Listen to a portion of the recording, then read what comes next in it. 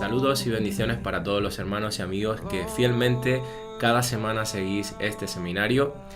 Es una bendición nuevamente para mí poder compartir este rato con vosotros, poder profundizar en las Escrituras, en la santa palabra de Dios.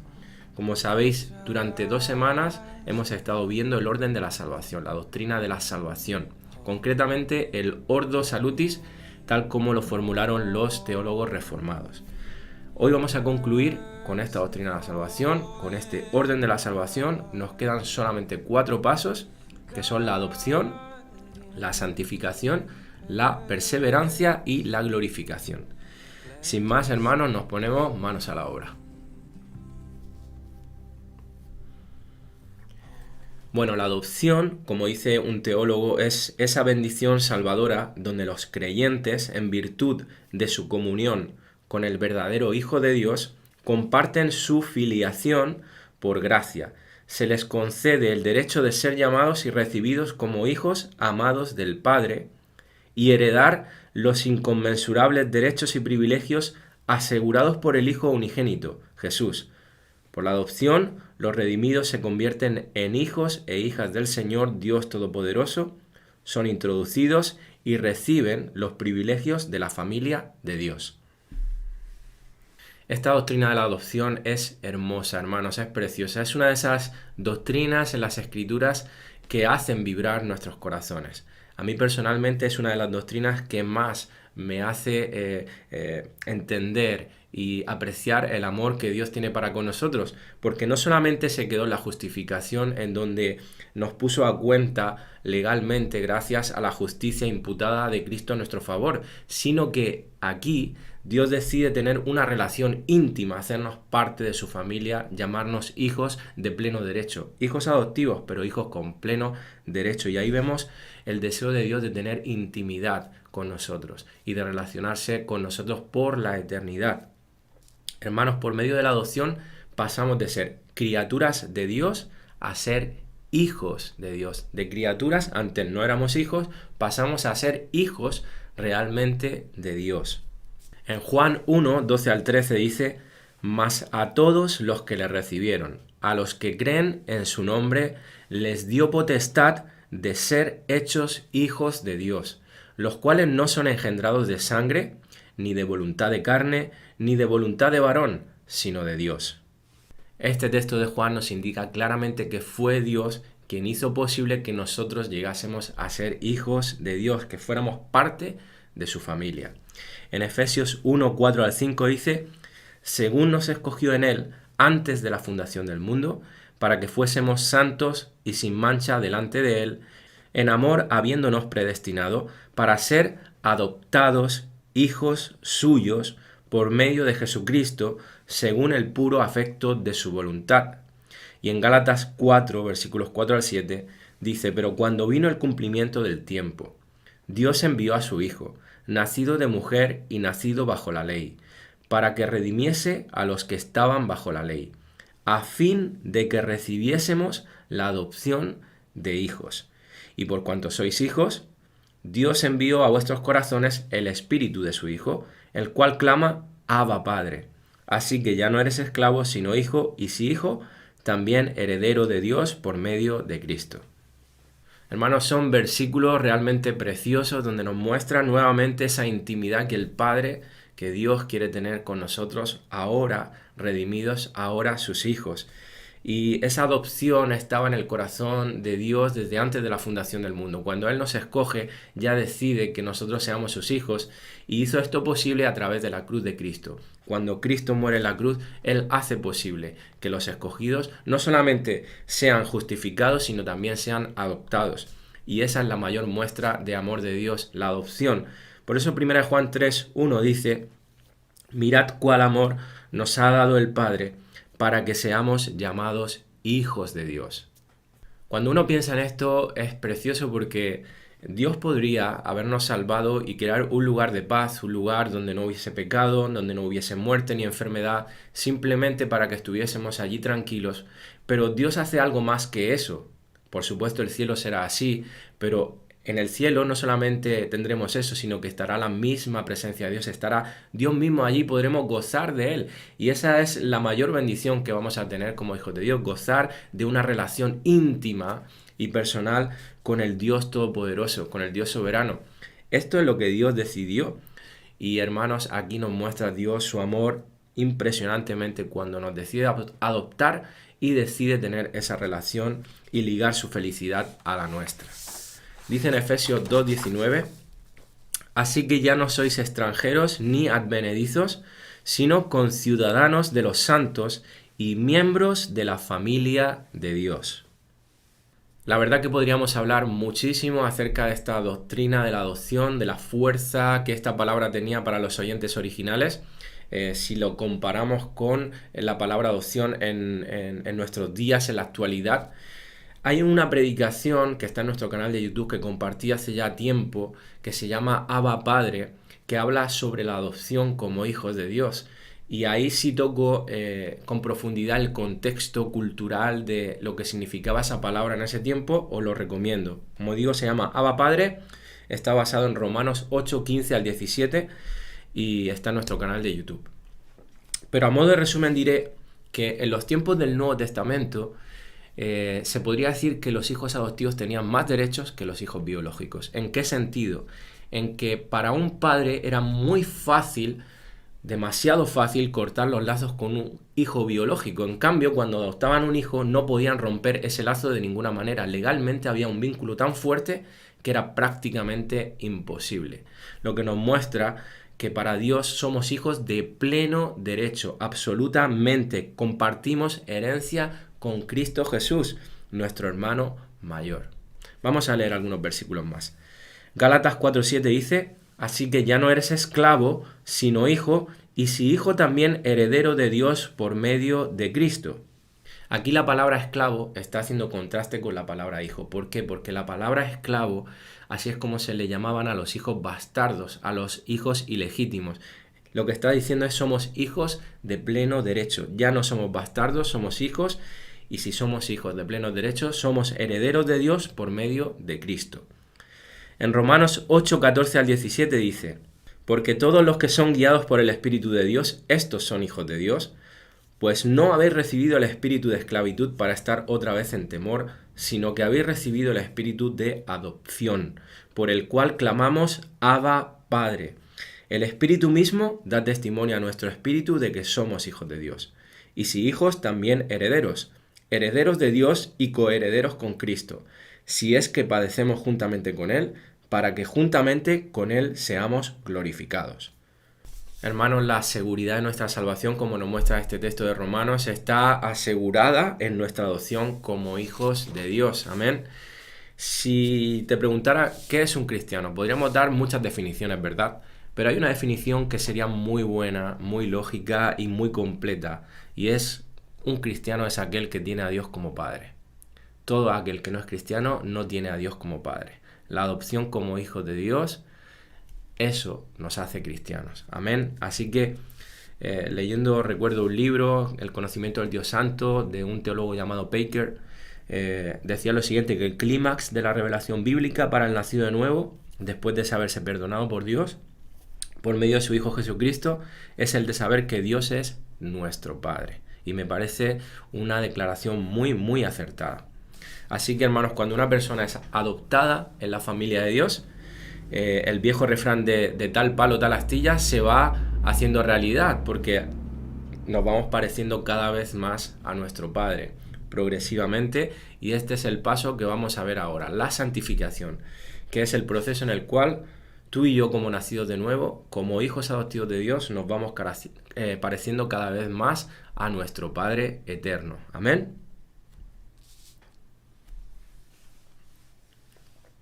Bueno, vamos a ver varias definiciones de lo que es la santificación. En primer lugar, la santificación es el proceso por el cual, de acuerdo con la voluntad de Dios, somos hechos partícipes de su santidad.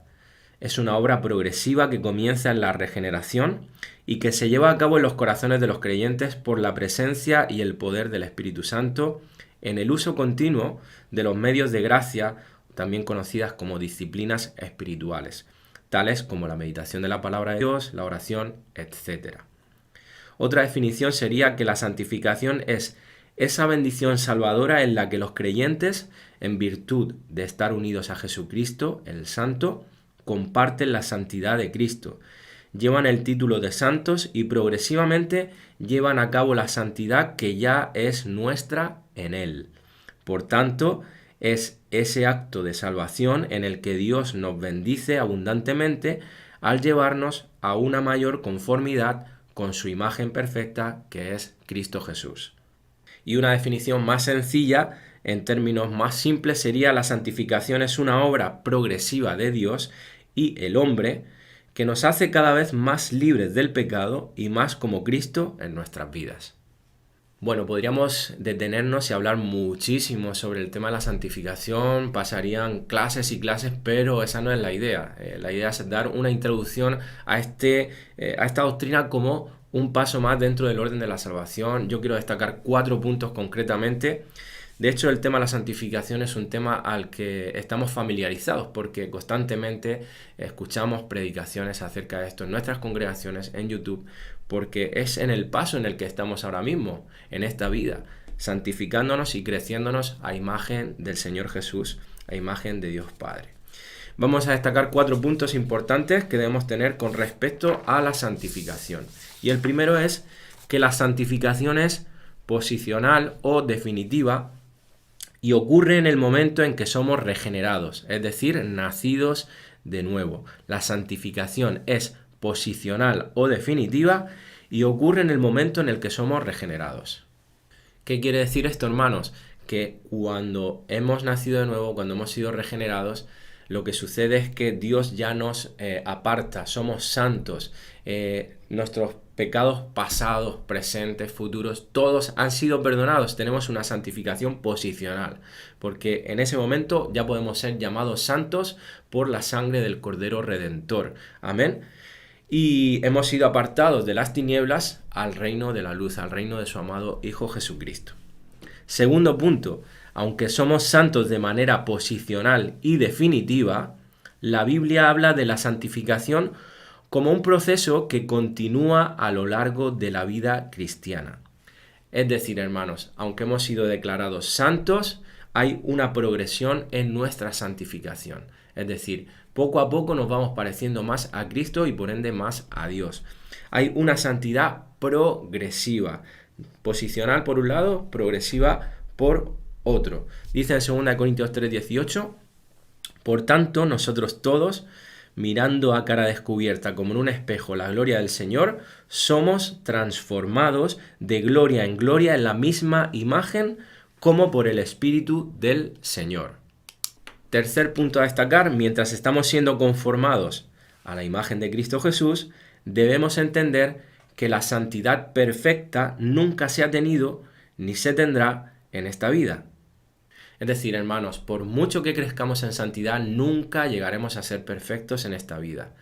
Hermanos, eso es imposible para nosotros con este cuerpo, como dice la Escritura, este cuerpo de muerte, este cuerpo que no ha sido glorificado. Hasta que no entremos en gloria, hermanos, no podremos tener esa santidad completa. Dice en 1 Juan 3, 2-3, amados, ahora somos hijos de Dios y aún no se ha manifestado lo que hemos de ser, pero sabemos que cuando Él se manifieste, seremos semejantes a Él, porque le veremos tal como Él es. Y todo aquel que tiene esta esperanza en Él se purifica o se santifica a sí mismo, así como Él es puro o santo. Quiero hacer aquí un pequeño apunte, hermanos, porque a veces se nos olvida esto. Sabemos muy bien que no existe la persona ni el cristiano perfecto. Nosotros mismos usamos esa frase como cabecera muchas veces cuando fallamos para excusarnos y decimos no soy perfecto, solo Dios es perfecto, pero nos olvidamos cuando otro hermano, otra persona falla y nos falta gracia y misericordia con esos fallos y pecados de nuestros hermanos. Nos olvidamos de que no son perfectos, de que también meten la pata, y ahí incluyo a los pastores, hermanos. Los pastores también fallamos, los pastores no somos perfectos. Dice la Escritura que tenemos que ser irreprensibles y eso exige unos mínimos, eso exige una congruencia entre el testimonio y lo que uno predica y enseña. Pero, hermanos, eso no significa que seamos perfectos. Tenemos fallos, estamos creciendo en nuestra santificación. Tu predicador favorito, famoso, no es perfecto, también tiene fallos, hermanos. Y digo esto no para excusarnos, sino para que tengamos gracia y misericordia cuando nuestros pastores cometen algún error, errores que no descalifican, pecados que no descalifican, por supuesto, que no lo marquemos y juzguemos y ya no recibamos a esa persona y su ministerio y lo marquemos como si fuera un impostor. Recordemos nuevamente, el único perfecto es Cristo y por eso es el único que puede ser nuestro Salvador. Cuarto punto que quiero ver y destacar acerca de la santificación es que es un proceso doble. Es tanto nuestro trabajo como el trabajo de Dios. Aquí tenemos una responsabilidad. Es decir, que aunque la santificación sin el obrar de Dios es imposible, si el Espíritu Santo no estuviera en nuestras vidas, como ya dijimos en clases anteriores, para nosotros sería imposible ser santos. Aún así, nosotros somos responsables, activos de buscar y trabajar en nuestra santificación, en crecer en piedad. Dice en Filipenses 2, 12 al 13, por tanto, amados míos, como siempre habéis obedecido, no como en mi presencia solamente, sino mucho más ahora en mi ausencia, ocupaos, fíjate que dice ocupaos, lo he subrayado para remarcarlo, dice el 13, porque Dios es el que en vosotros produce, así el querer como el hacer por su buena voluntad. Entonces vemos a Dios poniendo el querer y obrando para que ocurra, porque si no sería imposible, pero por otro lado vemos esa responsabilidad de ocuparnos nosotros en nuestra salvación con temor y temblor y por supuesto no está diciendo aquí nacer de nuevo, porque para nosotros es imposible nacer de nuevo como estuvimos hablando. Está hablando en el término de salvación, en el global de lo que es la salvación. La salvación incluye la santificación. Y aquí está hablando de eso. En el andar diario, ya que hemos sido salvos y tenemos que ser santificados, nosotros tenemos que ocuparnos en crecer en semejanza a Cristo. Primera de Tesalonicenses 5:23 dice, y el mismo Dios de paz os santifique por completo. Vemos que es un obrar de Dios. Y todo vuestro ser, espíritu, alma y cuerpo, sea guardado irreprensible para la venida de nuestro Señor Jesucristo. Así que es un obrar de Dios, pero no nos olvidemos y comprendamos que nosotros somos responsables, tanto activamente como de forma pasiva. ¿Qué quiere decir esto? Bueno, desempeñamos un rol pasivo en el sentido de que tenemos que depositar toda nuestra confianza y dependencia en que Dios está obrando la santificación en nuestras vidas por medio del Espíritu Santo. Nosotros tenemos que clamar a Dios y en oración decir, Señor, confesar nuestros pecados y pedirle ayuda para que Él obre la santificación en esos pecados y en todos aquellos que a veces ni siquiera somos conscientes porque no los vemos. Que nos muestre y que nos ayude a cambiar para parecernos cada día más a Cristo. Ese es el rol pasivo. Pero también hay un rol activo. Vamos a leer primero Romanos 8:13 que dice, porque si vivís conforme a la carne, moriréis. Mas si por el Espíritu hacéis morir las obras de la carne, viviréis. Vemos aquí que es por el Espíritu, sin el imposible, pero nosotros tenemos que hacer morir las obras de la carne. Es nuestra responsabilidad activa. Entonces vemos aquí los dos roles, el pasivo y el activo. Y por eso Pablo puede escribir en Filipenses 2, que lo hemos leído hace un momento, ocupaos en vuestra salvación con temor y temblor. Podemos ocuparnos actuando de acuerdo con el impulso, con el poder del Espíritu Santo que pone el querer y el hacer por su buena voluntad. Amén, hermanos. Y nosotros podemos, a través de las disciplinas espirituales, crecer en semejanza a Cristo. Es nuestro esfuerzo, nuestra responsabilidad que esto se dé. Quiero terminar con este paso de la santificación, pasar ya a la perseverancia, pero no quiero hacerlo sin recomendarte estos 3 libros que tengo aquí. Hay muchos libros acerca de la santificación y son libros que necesitamos leer para crecer en santidad. Son un tremendo recurso de edificación para nuestras vidas. Podría recomendar varios libros, bastantes libros, pero he querido, pues sobre todo, destacar estos 3 libros que para mí han sido de mucha bendición, son un recurso invaluable, hermanos. Uno se llama En pos de la santidad, es un libro pequeñito y fácil de leer, es tremendo, de Jerry Bridges, amén, habla de todo el proceso de santificación. Luego está este también del mismo autor, de Jerry Bridges, que se llama Pecados respetables. Confrontemos esos pecados que toleramos. Este libro es espectacular, también muy fácil de leer. Hermano, se puede incluso hacer a manera de devocional. Y habla de todos esos pecados que nosotros de alguna manera toleramos en nuestras vidas, que son respetables en el sentido de que nosotros los hacemos respetables y dejamos que estén ahí en nuestras vidas y no trabajamos para hacerlos morir. Y es un libro de verdad precioso, tremendo, muy bueno. Y por último, este que es de Nicolás Tranchini, que se llama Cambios Profundos, que es el libro sobre el cual está basado el devocional que estamos haciendo, Un año de cambios.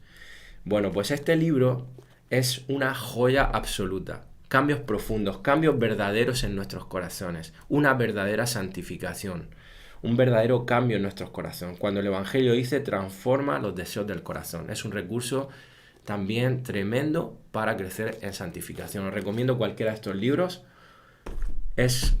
Considero que son libros que deben estar en la biblioteca de todo cristiano. Y ahora sí pasamos a la perseverancia. Bueno, llegamos a la perseverancia, llegamos al 8º paso en el orden de la salvación, lo que es conocido también dentro de las doctrinas de la gracia. La doctrina de la perseverancia es una de las doctrinas de la gracia, como perseverancia de los santos o perseverancia final.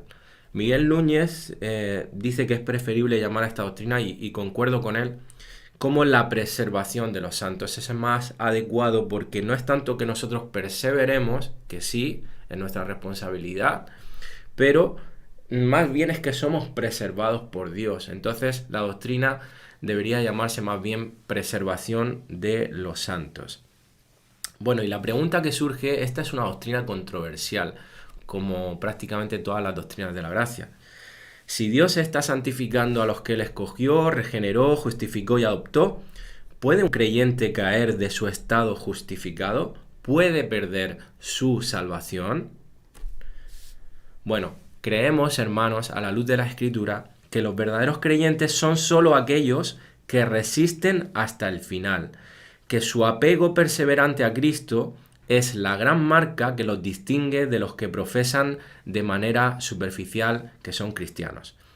Que una providencia especial vela por nuestro bienestar como hijos de Dios y que ellos son guardados, los cristianos somos guardados por el poder de Dios a través de la fe para salvación.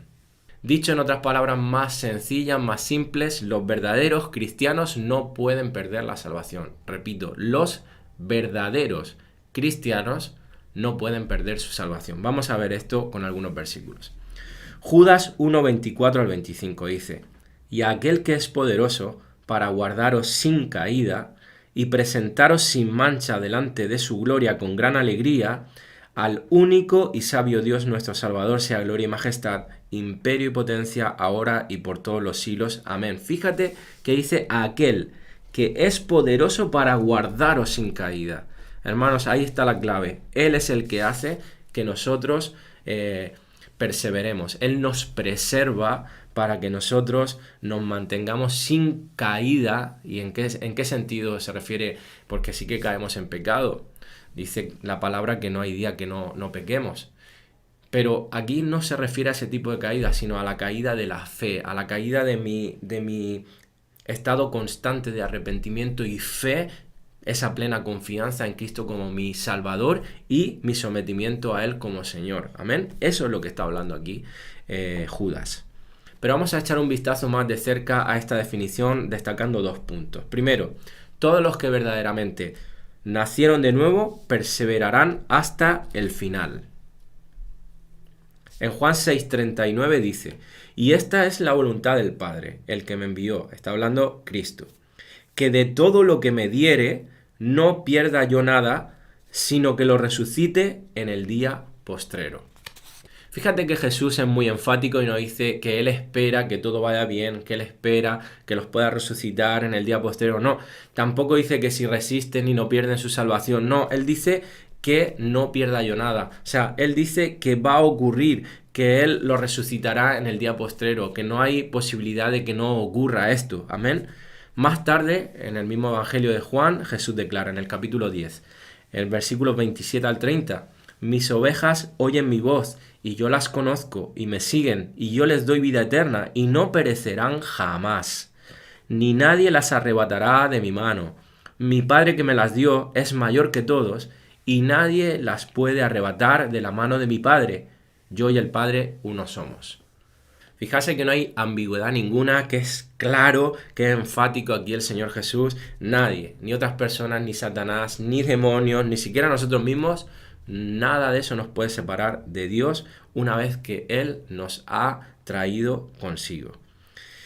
Pero también vemos evidencia de esta doctrina porque Dios ha puesto su sello, el sello del Espíritu Santo sobre nuestras vidas. Dice en Efesios 1, 13 al 14, en Él también vosotros, habiendo oído la palabra de verdad, el evangelio de vuestra salvación, y habiendo creído en Él, fuisteis sellados con el Espíritu Santo de la promesa, que es las arras de nuestra herencia, hasta la redención de la posesión adquirida para alabanza de su gloria.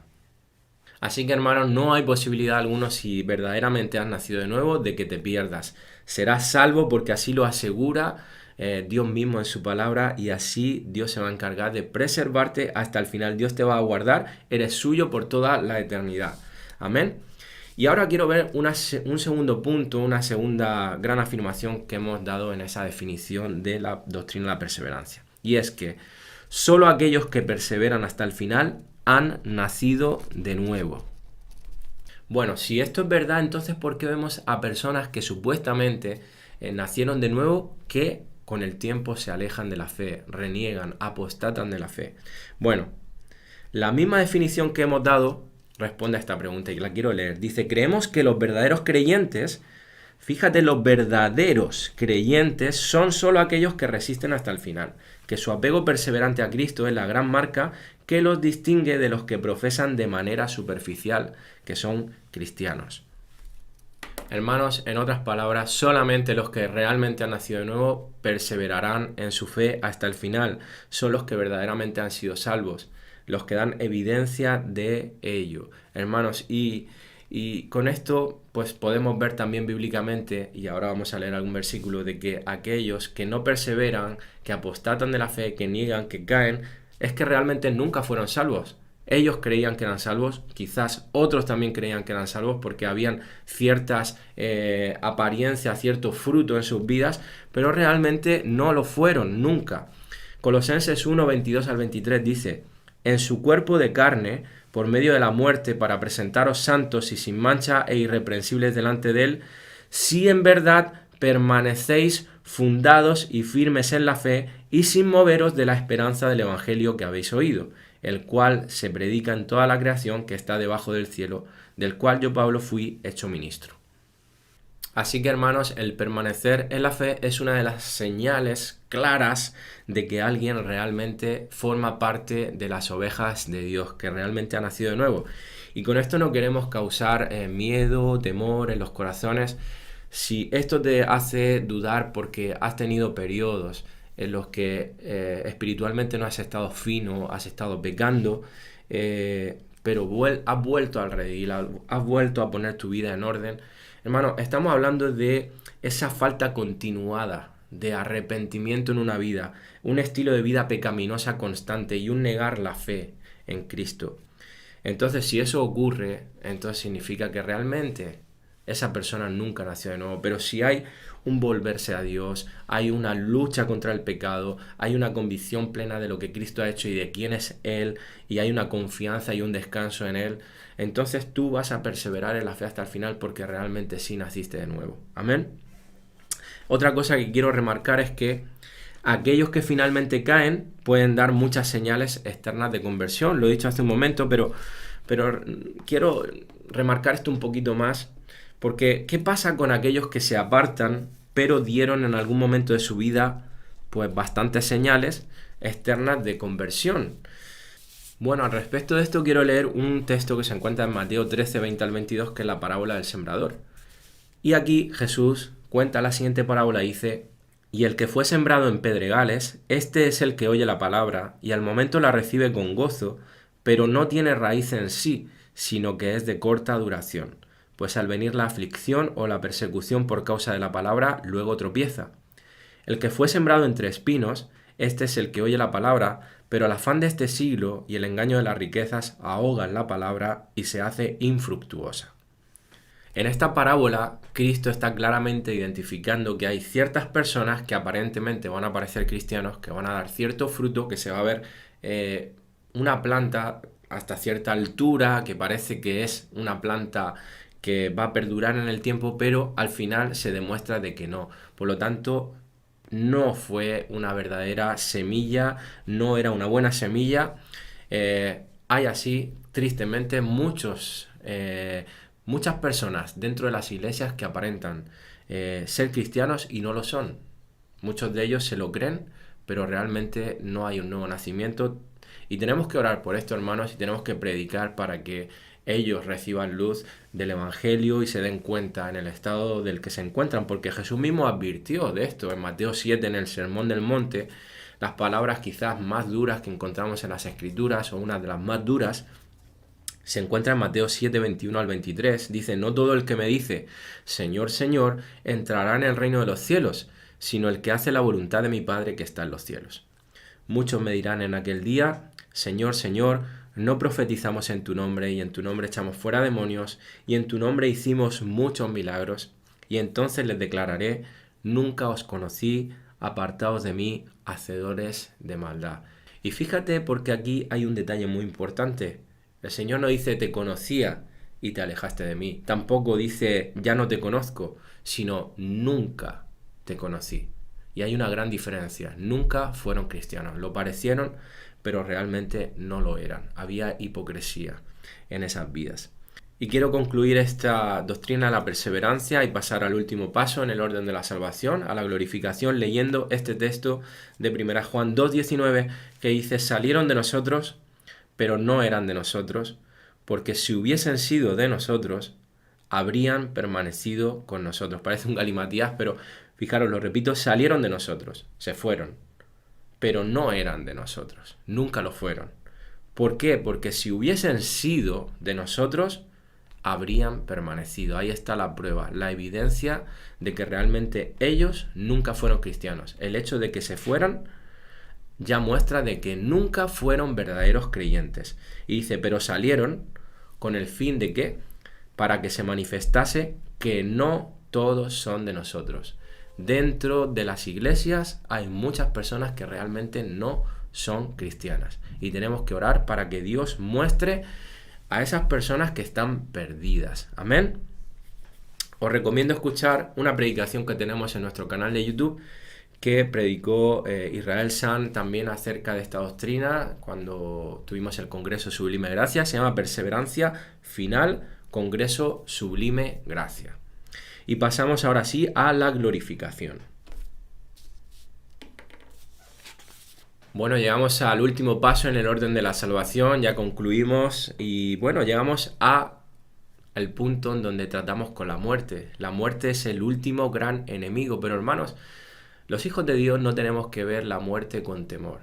Nosotros somos peregrinos en este mundo y la muerte realmente es la separación de este cuerpo de muerte, valga la redundancia, y se nos dará cuando Cristo venga un cuerpo glorificado, cuando Él ponga juicio sobre todas las naciones, cuando Él venga a juzgar a toda la tierra. En ese momento nosotros recibiremos un cuerpo resucitado y glorificado y, hermanos, pasaremos con ese cuerpo el resto de la eternidad para gozar de Dios plenamente.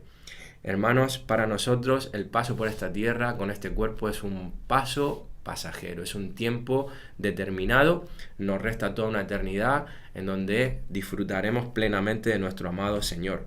Así que podemos decir con Pablo, Filipenses 1:21, porque para mí el vivir es Cristo y el morir es ganancia, es mucho mejor. Romanos 14:8, pues si vivimos para el Señor vivimos, y si morimos para el Señor morimos. Así pues, sea que vivamos o sea que muramos, del Señor somos. Gloria a Dios por ello. Sin ningún temor tenemos que enfrentar la muerte.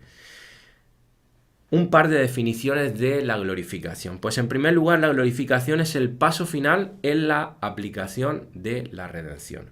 Sucederá cuando Cristo regrese y levante de entre los muertos los cuerpos de todos los creyentes de todos los tiempos que hayan muerto. Los reúna con sus almas y transforme los cuerpos de todos los creyentes que permanecen vivos, dando así a todos los creyentes al mismo tiempo cuerpos de resurrección perfectos como el suyo. Otra definición dice: la glorificación es esa bendición salvadora en la que los creyentes disfrutan la plena y final realización de nuestra unión con Cristo, en la cual los santos serán transformados para reflejar a la perfección la imagen de Jesucristo por la eternidad. Leemos un texto que se encuentra en 1 Corintios 15, 51 al 55 y dice: He aquí os digo un misterio, no todos dormiremos, en referencia a que moriremos, pero todos seremos transformados, en un momento, en un abrir y cerrar de ojos, a la final trompeta. Porque se tocará la trompeta y los muertos serán resucitados incorruptibles, y nosotros seremos transformados. Porque es necesario que esto corruptible se vista de incorrupción y esto mortal se vista de inmortalidad. Cuando esto corruptible, nuestro cuerpo, se haya vestido de incorrupción y esto mortal se haya vestido de inmortalidad, entonces se cumplirá la palabra que está escrita: sorbida es la muerte en victoria. ¿Dónde está, oh muerte, tu aguijón? ¿Dónde, oh sepulcro, tu victoria? Hermanos, esto es precioso, estos textos son hermosos, nos recuerdan lo que un día será, esa esperanza que tenemos gloriosa. Y hermanos, como hijos adoptivos con ese espíritu de adopción, tenemos que esperar esa etapa final de nuestra adopción, como dice en Romanos 8:23, cuando nuestro cuerpo mortal caído va a ser redimido de nuestra corrupción y llevado a un estado de gloria. Dice en Romanos 8:23, también nosotros mismos que tenemos las primicias del Espíritu, nosotros también gemimos dentro de nosotros mismos esperando la adopción, la redención final de nuestro cuerpo. Amén. ¿Cómo serán esos cuerpos? Realmente no lo sabemos, no sabemos la edad que tendremos, física. Hermanos, son especulaciones. Hablar de todo eso son especulaciones porque en ninguna parte de las Escrituras vemos claridad al respecto de esto. Lo que sí sabemos es que seremos semejantes. Lo que sí sabemos es que tendremos un cuerpo preparado para disfrutar por la eternidad de Cristo y de ese lugar que ha sido preparado para nosotros. Amén. Dice en Filipenses 3:21 que Cristo transformará el cuerpo de la humillación nuestra para que sea semejante al cuerpo de la gloria suya. Así que ya, hermanos, para concluir esta clase y la doctrina de la salvación, quiero leer un texto hermoso que se encuentra en Filipenses 3:20 hasta el capítulo 4, verso 1. Dice: mas nuestra ciudadanía está en los cielos, de donde también esperamos al Salvador, al Señor Jesucristo, el cual transformará el cuerpo de la humillación nuestra para que sea semejante al cuerpo de la gloria suya, por el poder con el cual puede también sujetar a sí mismo todas las cosas. Así que, hermanos míos amados y deseados, gozo y corona mía, estad así firmes en el Señor. Pues bien, hermanos, llegamos al final de la clase, terminamos ya esta doctrina de la salvación. Y os emplazo a la próxima lección donde estaremos viendo el último, o la última, mejor dicho, área de la teología sistemática, la escatología, la doctrina acerca de los últimos tiempos, de las cosas finales. Sin más, que el Señor os bendiga.